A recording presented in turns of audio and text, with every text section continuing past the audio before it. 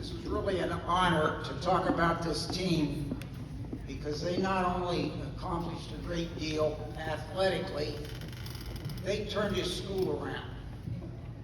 And I'll talk more about that later on. But I would like the players, managers, assistant coaches to come up here so you can see who I'm talking about when I go through this thing. So come on, guys.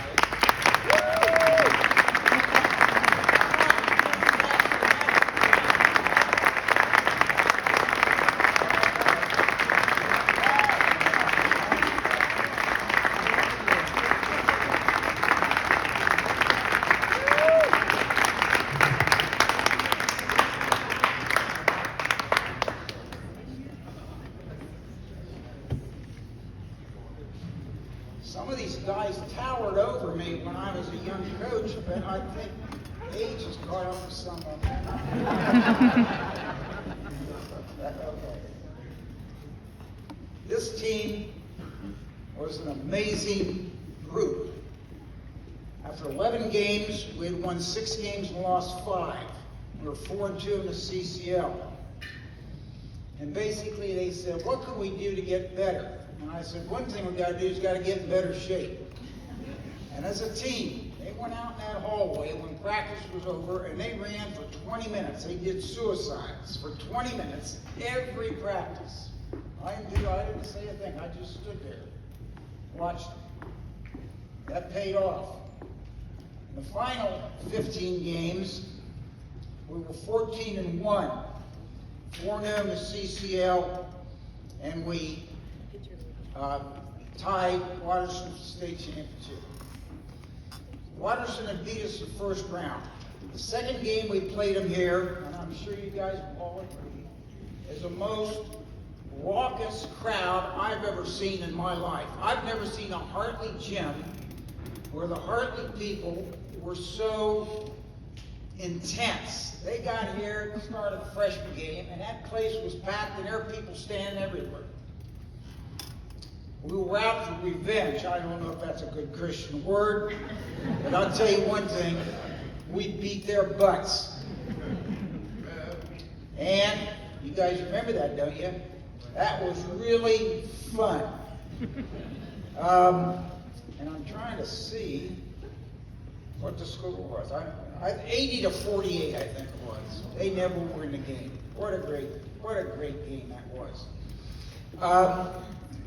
Also, I think it was during that time that my wife decided to start a little tradition. And she decided she'd make cupcakes every time we won a game. So she made a lot of cupcakes and we won 14 games. Of course, I never got any. I always had to bring them over and give them to them. They'd never leave any left over, as you can imagine by just looking at them. And she made some tonight just to bring back old memories.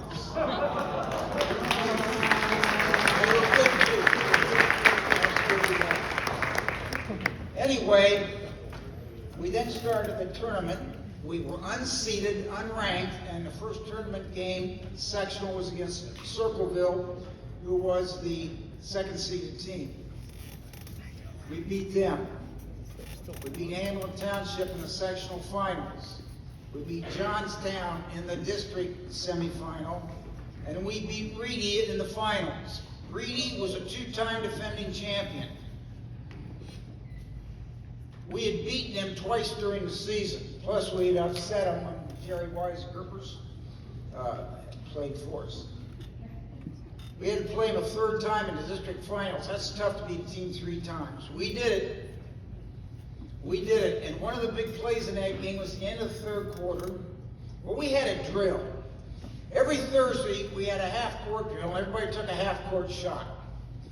In the Reedy game, Rick Boone grabbed the ball. I don't even know how he was back just to the basket. He turns around and throws it, and boom, it goes right in. And every kid on the bench jumped up and said, "It's the Thursday drill! It's the Thursday drill!" And that went on to propel us to the 3rd game of the season, and we won the school's first district championship. Went to the regionals. They said it was a tough regional. It was. We played Millersburg West Holmes that had lost one game. They were an unbelievable team. About 3 minutes to go in the first quarter, we're behind 18 points. That did not look good for the Hawks. At halftime, we cut it down to, I think, 60. Unlike the Pleasant View game, I did stay in the locker room. And we decided, well, it wasn't very hard, they only had 2 kids that shot the ball. So we played those 2 kids man-to-man and played a 3-man zone. Made our way back in the game, and unbelievably, we cut it to 6 going into the fourth quarter. Outscored them 23-13 in the last quarter and beat them 65-61. An unbelievable comeback with a team who didn't know when they were out of the game. Mike Klein, who later played at Ohio State, was their top scorer. He scored 28 points in the first half, 10 in the second half, as we won. The next night, we played Buckeyes South, who was 21-3. Close all the way. We were behind by 5 late in the fourth quarter. Came from behind, scored with 16 seconds left, won the game 77-76, and we're going to the state finals. Each story about the game. Paul Coleman, who was graduated in the first class here, who you may have heard his name or not. Paul Coleman was the guy that followed all our games. After the Tilkersville Buckeye South game, he stopped by at a little restaurant to get a meal. And there were a bunch of Buckeye South fans there. They were moaning and groaning. And the greatest comment he heard was said, Hartley won because of the politicians. They had to have a Columbus team in state finals. Then we went to state finals, and we were playing the 2 top teams in the state were with us. Our first game was against Genoa, spelled Genoa, pronounced Genoa. They had lost their first game of the season and won all the rest. This one, here's where we reached our peak. I've never seen anything like this. You talk about a massacre. We beat them 72-45. Their front line was 6'8", 6'6", 6'7". You can see our guys. And I'll tell you what, then they can move a little faster. We ran them all over the place. And I guarantee you that was the greatest, that was the moment we reached our peak. We never could get better than that. We wish we could have won a state championship, but we couldn't. We did it defensively. We defended 9 of their guys for 37 points. Unfortunately, one guy got 38 points. And so we lost the game. That guy was Mike Phillips. Give you an idea that we didn't defend him very well, it wasn't our fault. Mike Phillips, Manchester was undefeated. I think in his 3 years there, they'd had 2 losses in his 3 years there. Both times they lost, he was hurt. He was 6'11", 250. If you think he was pretty good, he went to Kentucky and started as a freshman and won a national championship. So he wasn't too shabby. We did the best we could. But this was just an unbelievable thing. To tell you why this group was so important to our school, we had a new principal and we had just come out of a new phase of education. We had tried to do modular scheduling. In theory, it was a great idea.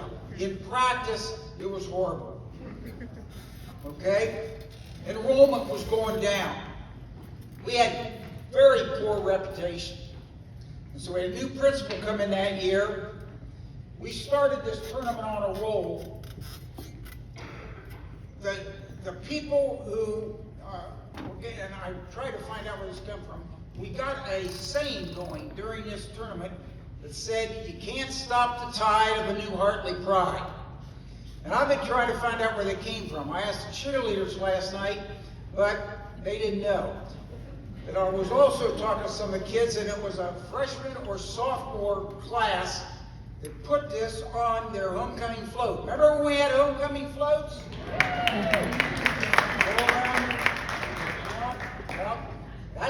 came from, and I was glad I found that out, because they had red hats made, and they had bumper stickers on the front. In fact, the bishop,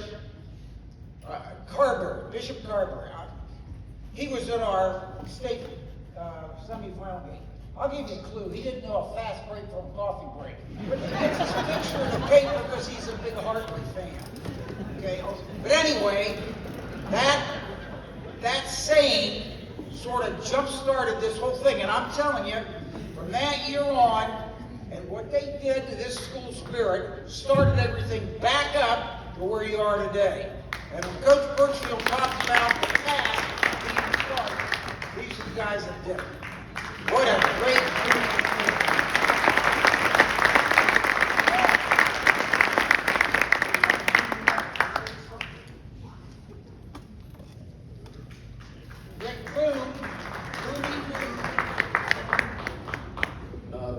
They told me I wasn't going to have enough time to say anything, so I didn't really prepare anything, but I'll say two things and then I'll let Ronnie say a few things.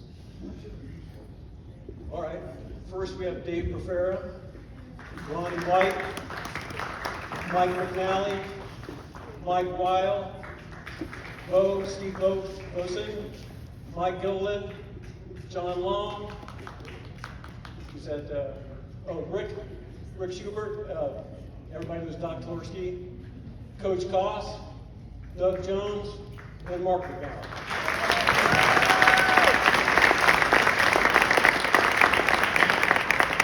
Unfortunately, the ones that know our team, we had 10 members.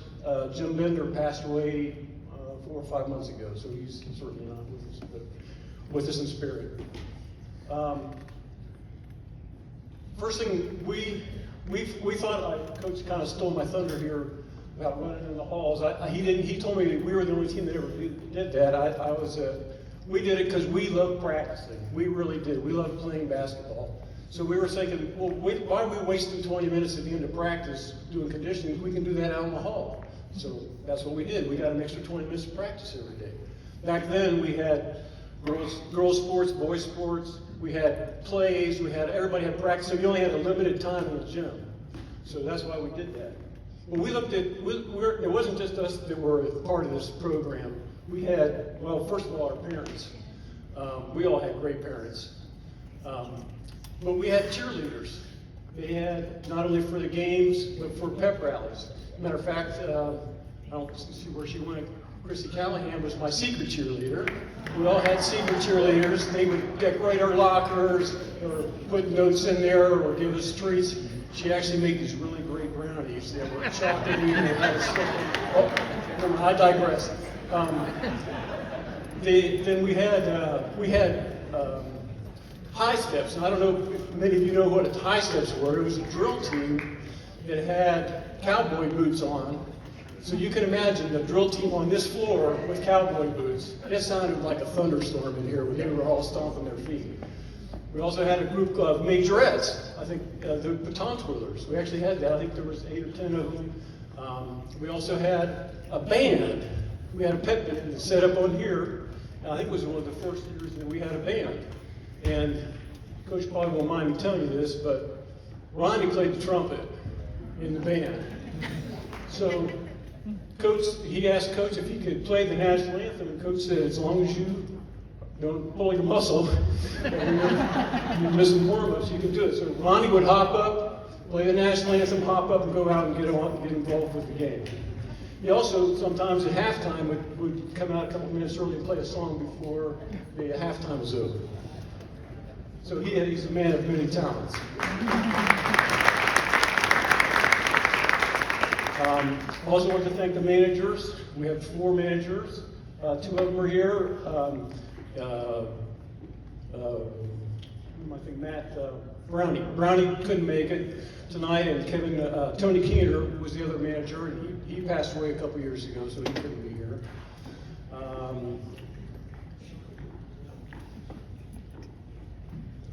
Do you want?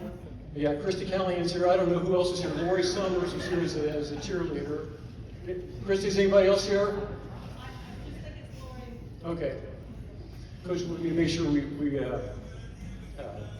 thank them very much. Let me think. Okay, a couple things I wanted to add to Coach's stories. We had a different person, the reason why we're such a good team, we had a different person step up each game. In the tournament, when he was talking about the Reedy game, he didn't mention at the end of the game, we were up, I don't know, 4 or 5 points, and he went into his classic line of, okay, just run the offense and only take a sure thing, run the clock out. Well, sure thing means something different to different people. Sure thing to me means a layup. To Doug Jones, it means if I'm open, I'm shooting. So we're running the offense, the ball goes all the way to the corner, Doug's wide open, I hear Coach Geyer, no, nice shot! We go down, we steal the ball, we come down, we run the offense again, the ball goes in the corner, very good, no, nice shot, Doug hit another one. In the last 3 minutes, I believe he had three shots in the corner, pulled him out, they were in the zone, pulled him out of their zone into the man, and then we just ran the clock out to win that game. So Doug was a big reason we won that game. Then when we went to West Holmes, Coach Geyer was the one who won that game with his triangle and two. I remember when he said that, I looked at Ronnie and said, we never practiced that, did we, Ronnie? And no, we never even heard of it before. So, Coach, what did we do? He went through on the board, this is where we go, this is where we go. So we went out and run that, and we came back, and it was because of him, nothing that we did, it was because of him. Then we go to Buckeye South, like you said. Dave Profera is the guy who hit the shot, 8-footer, I can still remember, he's wide open in the middle. Coach was saying, run the offense until somebody's open. Dave got in the middle and makes the game-winning shot. So every game it was somebody different. That was why I think we were so good. Ron, you want to say something? It is a distinct privilege and an immense opportunity to be present with so many distinguished alumni and Hall of Fame inductees as well. As I look around, I'm going to ask our young people to stand, all the young people who are here. If you feel you're young, then stand up. Who do you classify as young?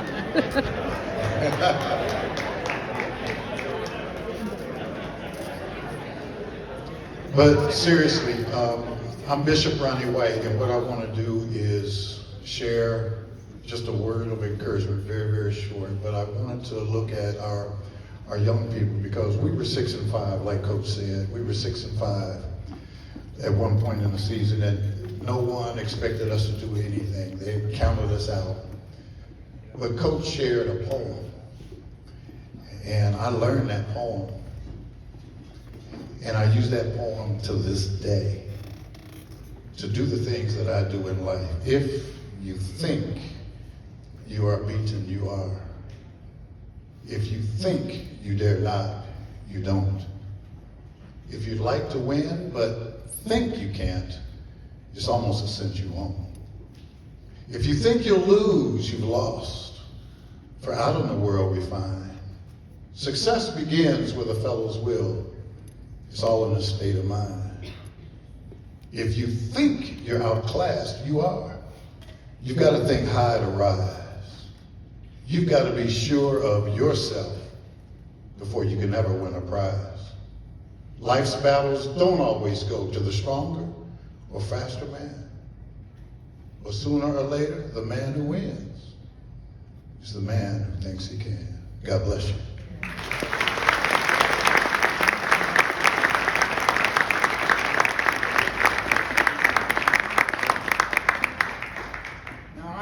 Keep going on, but I would be remiss if I didn't say anything about Chuck Wooden. It's a small world. Chuck Wooden was an assistant basketball coach at Linden for a long time, and the head coach was his good friend Steve Dickerson. My wife, I don't want to talk about her age, my wife babysat Steve Dickerson when he was a little kid. Small world.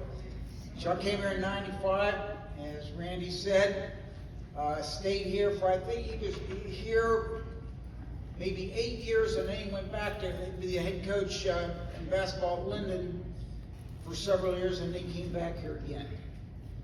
And he was a great line coach. He was a great mentor. He was a better person.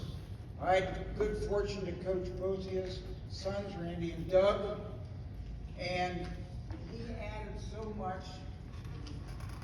Everything that we did in our program, it was such a positive influence, you couldn't get any better than that.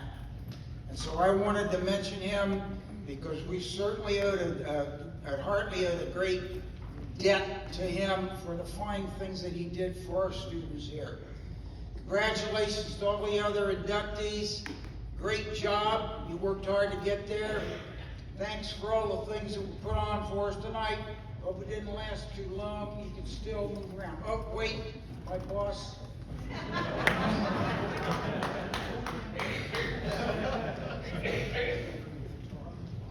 would just like to say, Don't do any, tell me. yeah, I almost fell out of bleachers last night. That didn't mean anything about how coordinated I am. But I would just like to say, thank God for all these guys who are still here. Thank God for us that we're still here. And I do want to recognize Bishop Wright. He is the police department and fire department chaplain in the city of Chicago. So please pray for him and all these guys tonight, every day of your life. That's a heck of a thing to do. Thank you for being here.